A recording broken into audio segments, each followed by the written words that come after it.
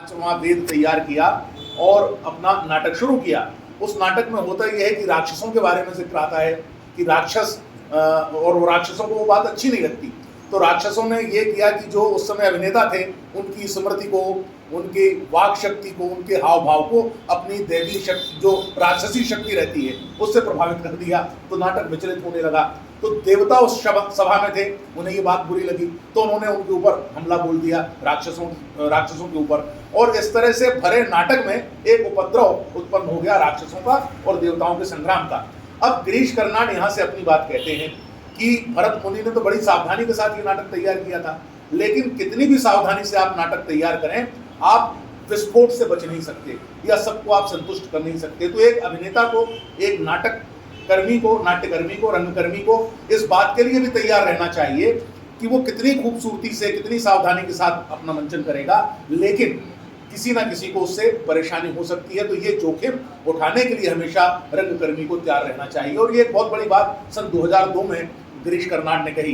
तो ये समय वही है कि हम यदि थिएटर कर रहे हैं आज की तारीख में, तो अपने आप में ये बहुत बड़ा जोखिम है और इस जोखिम के साथ हमें एक जोखिम को सहने के लिए और तैयार रहना चाहिए। और वो ये है कि हमारे करने के कारण कोई व्यक्ति प्रताड़ित हो सकता है या प्रभावित हो सकता है और उसके हमले का भी हम शिकार हो सकते हैं। तो यदि हम में ये साहस है तभी हम रंगमंच को अंजाम दे पाएंगे, ऐसा मेरा आपसे कहना है। अब जो विपुल ने जिसके लिए मुझे निर्देशित किया कि मैं इस संदेश का वाचन करूं, विलियम डेफो, जो मूलतः एक फिल्म एक्टर थे, लेकिन चूंकि उनका थिएटर से वास्ता था और अपनी पहचान वो थिएटर कर्मी के रूप में मानते रहे हैं, ये उनका संदेश है। 1 मिनट कुछ सेकंड का ये वीडियो है और ये उसका टेक्स्ट है जो मुझे विपुल ने भेजा है। मैं इसको पढ़ रहा हूँ। और आप देखेंगे कि इसमें जो स्थितियां हैं वही हम चरित्रार्थ होते हुए यहाँ भी देख रहे हैं। दर्शकों की कमी का हवाला उन्होंने बिल्कुल शुरुआत में दिया है। मैं मुख्य रूप से एक फिल्म अभिनेता के रूप में जाना जाता हूँ, लेकिन मेरी जड़ें गहराई से रंगमंच में हैं। न्यूयॉर्क स्थित द बूस्टर ग्रुप के साथ बिताए शुरुआती समय में कई बार ऐसा होता था कि दर्शकों की संख्या कलाकारों से कम होती थी। नियम था कि ऐसी स्थिति में हम प्रदर्शन रद्द कर सकते थे, लेकिन हमने ऐसा कभी नहीं किया। हम दिन भर रिहर्सल करते और शाम को उसे कार्य प्रगति, वर्क इन प्रोग्रेस के रूप में दिखाते थे। जुआ घर के उस साइन बोर्ड की तरह जिसमें लिखा होता है कि जीतने के लिए आपका उपस्थित होना अनिवार्य है, you must be present to win. एक सृजन प्रक्रिया का वास्तविक समय में साझा अनुभव जो हर बार अलग अलग होता है, यही रंगमंच की असली ताकत है। आज तकनीक और सोशल नेटवर्किंग कमरे में मौजूद हाथी की तरह है।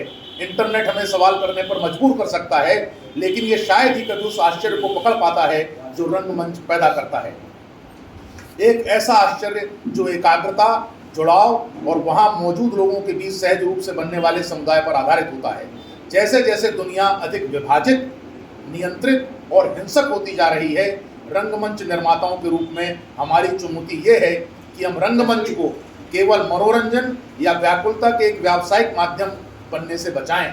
साथ ही इसे परंपराओं के सूखे संस्थान के रूप में भी न रहने दें। इसके बजाय हमें इसकी उस शक्ति को बढ़ावा देना चाहिए जो लोगों, समुदायों और संस्कृतियों को जोड़ती है। महान रंगमंच वह है जो हमारी सोच को चुनौती देता है और हमें उस भविष्य की कल्पना करने के लिए प्रोत्साहित करता है जिसकी हम आकांक्षा करते हैं। हम सामाजिक प्राणी हैं और दुनिया के साथ जुड़ने के लिए जैविक रूप से तैयार किए गए हैं। कहानी कहने, भाषा, गति और दृश्य विधान के माध्यम से रंगमंच हमें ये दिखा सकता है कि क्या था, क्या है और हमारी दुनिया क्या हो सकती है। विलियम डोफे।